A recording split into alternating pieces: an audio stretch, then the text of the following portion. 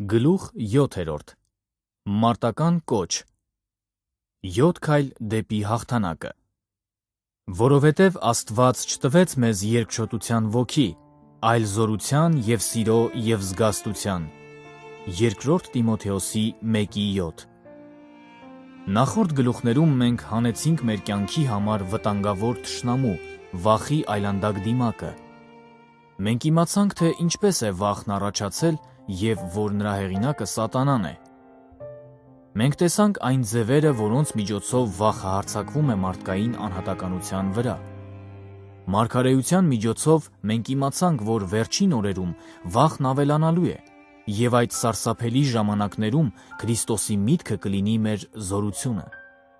Վերջին գլխում մենք կուսումնասիրենք, թե ինչպես կարող են այս սև հրեշից սարսափած մարդիկ ոչնչացնել նրա տանջող ֆոբիաները,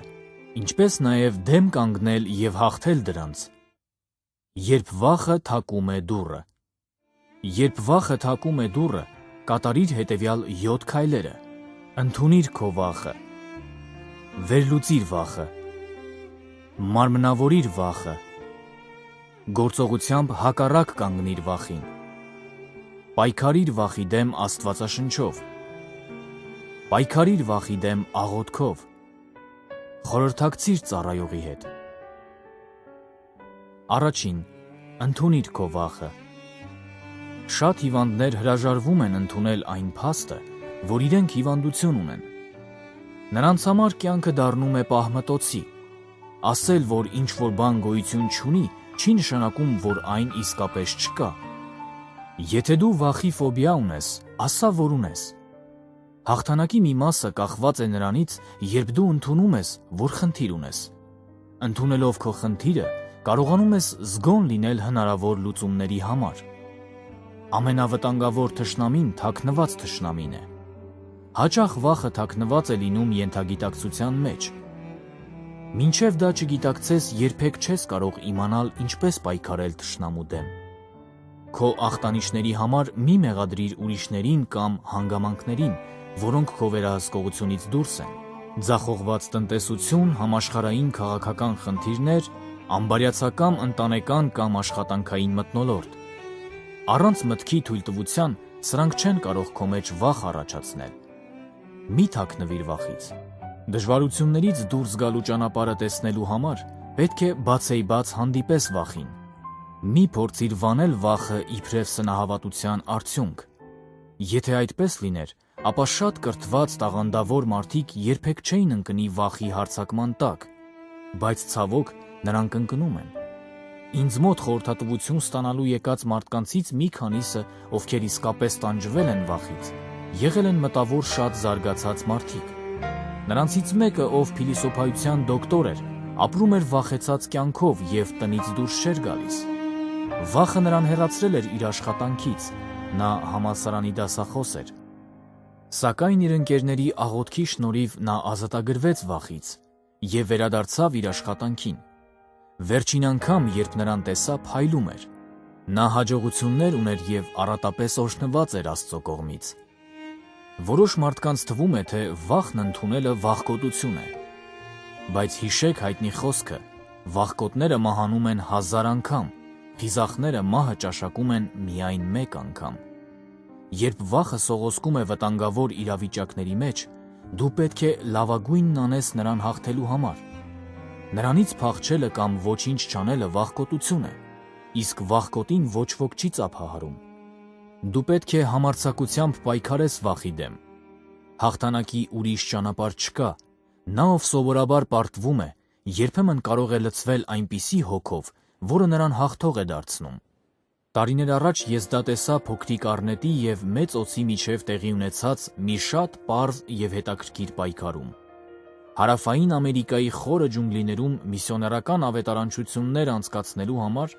ես երբեմն լինում էի անգլիկանական միսիայի կայանում։ Մի անգամ տեղացի մի միսիոների հետ զրուցելիս ես ականատես եղա մի զարմանալի տեսարանի։ Մի մեծ օձ արագ և տարօրինակ շարժումներով դուրս սողաց կալատեղից։ Մինչև ընկերոջս կհարցնեի, թե ինչ է կատարվում օձի հետ, նույն տեղից դուրս վազեց մի առնետ հետապնդելով օձին։ Առնետը նետվեց օձի վրա և կծեց նրան, ստիպելով առաջ սողալ, հետո ցատկեց և նորից կծեց։ Ակնհայտ էր, որ օձը ուժեղ ցավ էր զգում, և կանգ առնելու ու պայքարելու փոխարեն հնարավորինս արագ առաջ էր սողում։ Իսկ առնետը շարունակում էր ցատկել և կծել նրան։ Դա ամենազարմանալի մարտերից մեկն էր, որ ես երբևէ իմ կյանքում տեսել էի։ 10 ոտնաչափ, մոտավորապես 3 մետր երկարություն ունեցող օձը փախչում է 10 մատնաչափ, մոտավորապես 25 սանտիմետր երկարություն ունեցող առնետից։ Միսիոները բացատրեց, որ սովորաբար օձն է հաղթում, սպանելով առնետին, բայց այս դեպքում նա կատաղեցրել էր առնետին, պատահաբար դիպչելով նրա բնին։ Մայրը իր ձագի անվտանգությունն ապահովելու համար հարձակվել էր օձի վրա։ Հանկարծակիի եկած օձը հարկադրված նահանջել էր։ Թույլը հարձակվել և պարտության էր մատնել ուժեղին։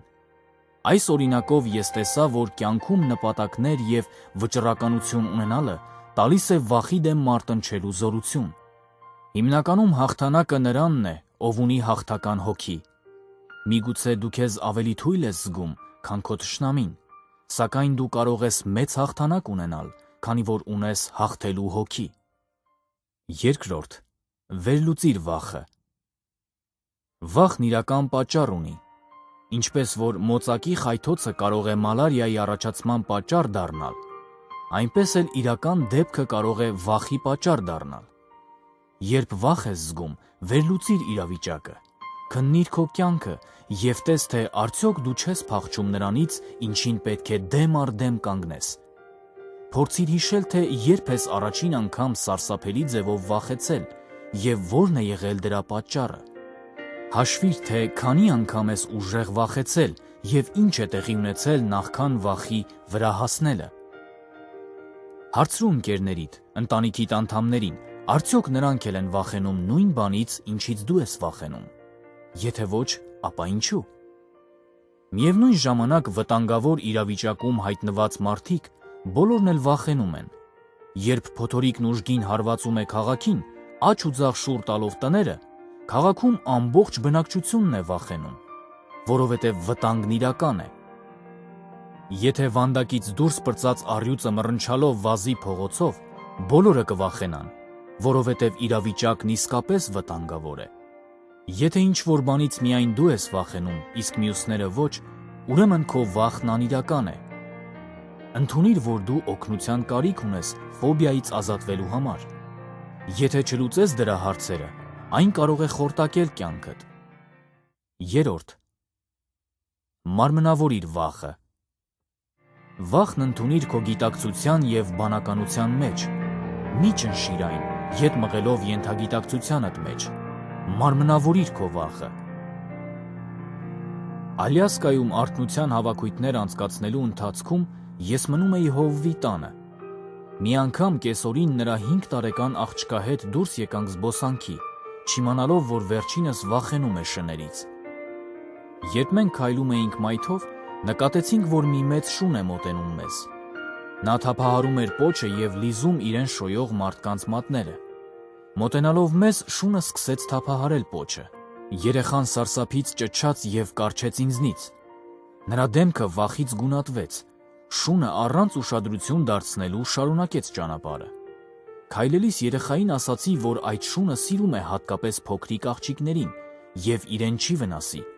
Ավելացրի նաև, որ շատ անգամ են շները փրկել փոքրիկ աղջիկների կյանքը։ Քիչ անց մեկ ուրիշ շուն տեսանք, նույնքան մեծ ու բարի, որքան նախորդը։ Նա մոտեցավ մեզ և հոտոտեց աղջկան։ Վերջինս դողդողացող ձեռքը պարզեց շանը և կամաց ասաց. «Դու լավ շուն ես, չէ՞։ Դու սիրում ես փոքրիկ աղջիկներին»։ Շունը թափահարեց պոչը և հեռացավ, իսկ աղջիկն ուրախ ցատկոտելով ասաց. «Շները փոքրիկ աղջիկների նկատմամբ սիրալիր են, այդպես չէ»։ Իհարկե սիրալիր են, հավաստիացրի ես։ Փոքրիկ աղջիկը հիանալի հաղթանակ ունեցավ այն ժամանակ, երբ նա վախը փոխարինեց հավատքով։ Երբ նա բացահայտեց իր վախը և տեսավ, որ այն փաստերով հիմնավորված չէ, օգտագործեց իր հավատքը այն կործանելու համար։ Չորրորդ, գործողությամբ հակառակ կանգնիր վախին։ Շատ մարդիկ կան, որոնց շուտ է համակում վախը։ Արդյունքում նրանք իրենց կյանքն անցկացնում են փակ դռների ետևում։ Ըստ Բենջամին Ֆրանկլինի, Աստված օգնում է նրանց, ովքեր օգնում են իրենք իրենց։ Դու պետք է պայքարես վախի դեմ քո ամբողջ ֆիզիկական, բարոյական և հոգևոր ուժերով։ Երբեք մի տրվիր վախի ֆոբիային և մի հրաժարվիր հաղթանակի հույսից։ Դու պետք է վախին հակահարված տալու հոգի ունենաս։ Մինչև դու չցանկանաս գործնականորեն հակառակվել վախին, ոչ ոք չի կարողանա օգնել քեզ։ Ամենալավ հիվանդանոցներն ու ամենախելացի հոգեբույժներն անգամ չեն կարող լուծել վախի խնդիրը։ Մենք պետք է մարդկանց ցույց տանք, որ Աստված կարող է սպառազինել իրենց, որպեսզի վախին հակառակ կանգնեն։ Ինչի շնորհիվ կդատարկվեն այն հիվանդանոցները, որտեղ վախով բռնված հիվանդներն են։ Մի անգամ, երբ քարոզում էի Մեխիկոյի տեղաբնակ ցեղերից մեկի համայնքում, մեքսիկացի ընկերս մի պատմություն պատմեց։ Յուկատանում, որտեղ ապրում են մայաներ կոչվող ցեղերը, մի հին ջրհոր կա։ Ըստ լեգենդի այն օգտագործել են զոհաբերության ժամանակ։ Ամեն անգամ երաշտից, ջրհեղեղից, ժանտախտից կամ սարսափելի փոթորկից խուսափելու համար ցեղի առաջնորդներն առաջավոր որևէ ընտանիքից երիտասարդ կույս էին ընտրում և զոհաբերում էին, աստվածների բարկությունը մեղմացնելու համար։ Արարողության ժամանակ հանում էին կույսի սիրտը և այն զոհաբերում դաժան աստվածներին, իսկ հետո աղջկան թաղում էին սուրբ ջրհորում, նրա հետ դնելով ինչ-որ թանկարժեք իր։ Ջրհորի հատակը ծածկված էր բազմաթիվ կույսերի ոսկորներով ու գանձերով։ Համաձայն ավանդության, եթե որևէ մեկը դիպչեր ջրհորի սուրբ ջրերին, անմիջապես կմահանար և աստվածների բարկությունը կլիներ ամբողջ ցեղի վրա։ Վախը թույլ չէր տալիս տեղացիներին ջրհորից դուրս բերել գանձերը։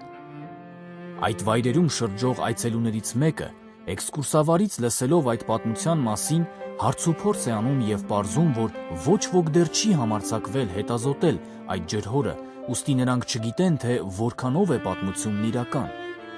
Այցելուն չի հավատում, որ կարող է մահանալ, դրա համար էլ չի վախենում։ Մի գիշեր նա սանդուղքի օգնությամբ իջնում է ջրհորի խորքը և կախարդական ջրերում ձուկ որսալու համար օգտագործելով պողպատե կարթեր, ոսկորների կողքին հին գանձեր է գտնում։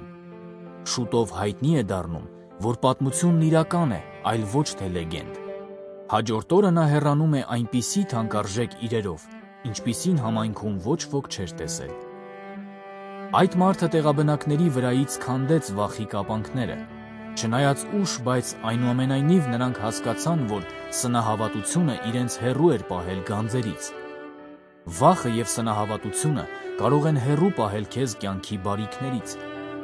Գործողությամբ հակառակ կանգնելով վախին, դու մեծ հաղթանակ կունենաս։ 5. Պայքարիր վախի դեմ Աստվածաշնչով։ Միակ կենդանի գիրքը Աստվածաշունչն է, և քանի որ Աստվածաշունչն աստվածային հայտնություն է, այն գերբնական զորություն ունի։ Եբրայեցիներին ուղղված թղթերի 4:12-ում Պողոս առաքյալն ասում է, որ Աստծո խոսքը զորավոր սուր է, բաժանելու հոգին և միտքը։ Քանի որ միտքը այն կենտրոնն է, որտեղից գալիս է վախը, Աստվածաշունչն էլ ամենամեծ զենքն է վախը կործանելու համար։ Պողոս առաքյալը հաստատում է, որ հավատքը գալիս է լսելուց, իսկ լսելը Աստծո խոսքից։ Այս մասին կարող ես կարդալ Հռոմեացիների 10:17-ում։ Սա նշանակում է, որ վախին հակառակ կանգնելու զորությունը սկիզբ է առնում Աստծո խոսքից, այնուհետև մտնում է մեր էության մեջ։ Շատ կարևոր է, որ դու բարձրաձայն կարդաս Աստվածաշունչը և լսես, երբ այն կարդում են քո եկեղեցում։ Մի վախեցիր և մի զարհուրիր արտահայտություններն ամենաքիչը 100 անգամ կարող ես գտնել Աստվածաշնչում։ Աստված խոսեց Աբրահամի հետ և ասաց. «Մի վախեցիր» Ծննդոց 15:1։ Աստված խոսեց Իսրայելի որդիների հետ և ասաց. «Մի վախեցեք, կանգնեք և տեսեք Եհովայի փրկությունը» Ելից 14:13։ Մեծ նախահայր Դավիթն ասաց. «Թեև գնամ մահվան շուքի ձորով, չար բանից չեմ վախենա» Սաղմոս 23:4։ Ահա թանկարժեք խոստումներից ընդամենը 12-ը, որոնք կարող ես օգտագործել վախի դեմ հաղթանակ տանելու համար։ Որովհետև Աստված չտվեց մեզ երկչոտության ոգի, այլ զորության և սիրո և զգաստության։ Երկրորդ Տիմոթեոսի 1:7 Բնավ չվախենաք մարդու երեսից, որովհետև դատաստանն Աստծունն է։ Երկրորդ Օրինաց 1:17 Մի վախեցեք և մի զարհուրեք, ուժովացեք և քաջ եղեք։ Հեսու 10:25 Ես հույս ունեմ և չեմ վախենա, որովհետև իմ զորությունն ու գովասանքը Տեր Եհովան է։ Եսայի 12:2 Մի վախեցիր, ով ցանկալի մարդ, խաղաղություն քեզ, զորացիր, զորացիր։ Դանիել 10:19 Որովհետև իր հրեշտակներին հրամայել է քեզ համար, որ պահեն քեզ քո բոլոր ճանապարհներում։ Սաղմոս 91:11 Աստված մեզ համար ապավեն է և զորություն, նեղությունների մեջ նա օգնական գտնվեց, սրա համար չենք վախենա։ Սաղմոս 46:1-2 Չեմ թողնի քեզ և երեսից չեմ գցի։ Եբրայեցիների 13:5 Տերն է իմ օգնականը, և ես չեմ վախենա, ինչ կանի ինձ մարդը։ Եբրայեցիների 13:6 Ուրեմն մի վախեցեք, դուք շատ ճնճղուկներից ավելի լավ եք։ Մատթեոս 10:31 Հաստատ միտքը պահում ես խաղաղությունով, որովհետև քեզ է հուսացած։ Եսայի 26:3 Մի վախեցեք մարդկանց նախատինքից և նրանց բամբասանքից մի զարհուրեք։ Եսայի 51:7 6. Պայքարիր վախի դեմ աղոթքով։ Իսկական աղոթքը մոգական արարողություն չէ և ոչ էլ զուտ հուզական փորձառություն։ Քրիստոնյայի աղոթքը մի թուլական մարդու ձայն չէ, ով մուրացկանի պես օգնություն է խնդրում։ Աղոթք ասելով նկատի չունեմ գրքից աղոթքներ կարդալը կամ անգիր ասելը։ Խոսքս վերաբերում է Աստծո հետ սրտից սիրտ խոսելուն։ Աղոթքի մեջ զորություն կա։ Աղոթքը հոգևոր ուժ և վստահություն է տալիս։ Դոկտոր Ալեքսիս Կարոլը մեկ անգամ ասել է. Աղոթքը մեր զորության և կատարելության խորին աղբյուրը հերզարգացած է մնացել, ինչն էլ սարսափելի է։ Այս բժիշկը հզոր ճշմարտություն է հայտնում։ Եթե մարդկությունն օգտագործեր զորության այս աղբյուրը, որի ակունքները շատ խորն են, ապա վախը նրանց չէր ահաբեկի։ Աղոթքը նման է կողմնացույցի։ Ինչպես բնական կյանքում նավերն ու ինքնաթիռներն են ուղղորդվում կողմնացույցով, այնպես էլ հոգևոր կյանքում յուրաքանչյուր մարդ առաջնորդվում է աղոթքով։ Որքան քիչ աղոթես, այնքան քիչ կիմանաս ճիշտ ապրելու մասին։ Մեծ գրող Ռալֆ Ուալդո Էմերսոնն ասել է. երբևէ չի եղել, որ մարդն աղոթի և ինչ-որ բան չսովորի։ Աղոթքը դատարկ խոսակցություն չէ։ Զորության անսահման աղբյուրին Աստծուն ուղղված աղոթքը ավելացնում է մարդու սահմանափակ ուժը։ Աղոթքով դիմելով Աստծուն, կյանքդ կապում ես այն զորության հետ, որը շարժում է տիեզերքը։ Աստվածաշնչյան հզոր հերոսներն իրենց սխրագործություններն արել են աղոթքի միջոցով։ Երբ Եղիան աղոթեց, որպես պատասխան իր աղոթքի, Աստված անձրև ուղարկեց։ Այս մասին կարող ես կարդալ Հակոբոսի 5:17 և 18-ում։ Երբ Քրիստոսն աղոթում էր, հզոր հրաշքներ էին տեղի ունենում։ Այժմ դու պետք է աղոթես։ Քո աղոթքները կարող են ետ մղել, հեռացնել և ցրել վախը։ Վախին կարող ես հաղթել նաև փառաբանելով։ Ապավինել հավիտենական բազուկներին հիասքանչ հոգևոր հիմնը հաղթանակի երգ է։ Ինչից վախենամ, ինչից սարսափեմ, ես ապավինել եմ հավիտենական բազուկներին, օրհնված խաղաղություն ունեմ, իմ Տիրոջ հետ այսքան մոտ, ես ապավինել եմ հավիտենական բազուկներին։ Աղոթքն ու փառաբանությունը քեզ կվստահեցնեն, որ դու ապավինես հավիտենական բազուկներին։ 7. Խորհրդակցիր ծառայողի հետ։ Վախից ազատվելու լավագույն ճանապարհներից մեկը կարեկցող և խոհեմ անձնավորության հետ սրտից սիրտ զրույցն է։ Քեզ խորհուրդ կտամ խորհրդակցել ավետարանի ծառայողի հետ։ Ծառայողը, լինի ավետարանիչ թե հովիվ, Աստծուց ընտրված մարդ է։ Նա ամեն օր գործ է ունենում շնչի, մտքի և հոգու հետ կապված խնդիրների հետ և ծանոթ է քո կարիքին։ Եթե դու դեռ չես հաճախում եկեղեցի, խորհուրդ կտամ դա անել հնարավորինս շուտ։ Ծանոթացիր որևէ ծառայողի հետ, խնդրիր նրան օգնել քեզ, եթե ունես անձնական խնդիրներ։ Նա սիրով կծառայի քեզ, ուշադիր հետևիր նրա ասածներին։ Երբ սկսես գործնական քայլեր կատարել վախը կործանելու համար, Աստված կօգնի քեզ այն ավարտին հասցնել։ Սպասվող երջանկություն։ Հրաշալի կլինի մի օր արթնանալ եւ հայտնաբերել, որ ոչ ոք ոչ մի բանից վախ չունի, վախենալու ոչինչ չկա։ Այլևս չկա խելագարության, հիվանդության, աշխատանք կորցնելու, հրդեհի կամ որևէ այլ դժբախտության հետ կապված վախ, եւ ոչ ոք չի վախենում, որ իրեն կարող են հետապնդել եւ զրկել ազատությունից։ Հրաշալի կլինի արթնանալ եւ տեսնել, որ ամենուրեք մարդիկ լցված են կենսատու ուրախությամբ։ Այդ օրը կգա։ Հիսուսի սիրելի աշակերտ Հովհաննեսը կարողացավ տեսնել այդ։ Իր տեսածը նա արձանագրեց Աստվածաշնչի վերջին հայտնության գրքում։ Եվ տեսա նոր երկինք եւ նոր երկիր, եւ կջնջի Աստված ամբողջ արտասուքը նրանց աչքերից, եւ մահն այլևս չի լինի, ոչ սուգ եւ ոչ աղաղակ, եւ ոչ ցավ այլևս չի լինի, որովհետեւ առաջիններն անցան։ Հայտնություն 21:1 եւ 4։ Եվ այլևս նզովք չի լինի, եւ գիշեր չի լինի այնտեղ։ Հայտնություն 22:3 եւ 5։ Եվ այլևս վախ չի լինի։ Քրիստոնեական կյանքը լավագույնն է երկրի վրա, եւ այն միակն է գալիք աշխարհում։ Եթե դու դեռ չես ընդունել Քրիստոսին որպես քո փրկիչ, արա դա հիմա։ Որովհետև եթե բերանովդ Հիսուսին Տեր դավանես եւ սրտումդ հավատաս, թե Աստված հարություն տվեց նրան մեռելներից, կապրես, քանի որ սրտով հավատում ենք արդարանալու համար եւ բերանով դավանում ենք փրկվելու համար։ Հռոմեացիների 10:9 եւ 10։ Իմ կոչը քեզ։ Եթե Հիսուսն այսօր գա, պատրաստ ես արդյոք դիմավորել նրան։ Եթե համոզված չես, քեզ առաջարկում եմ ընդունել Հիսուսին որպես քո փրկիչ։ Դու կլցվես այնպիսի հույսով եւ խաղաղությամբ, որը կարող է միայն Հիսուսն առաջարկել։ Բարձրաձայն աղոթիր ինձ հետ հենց հիմա։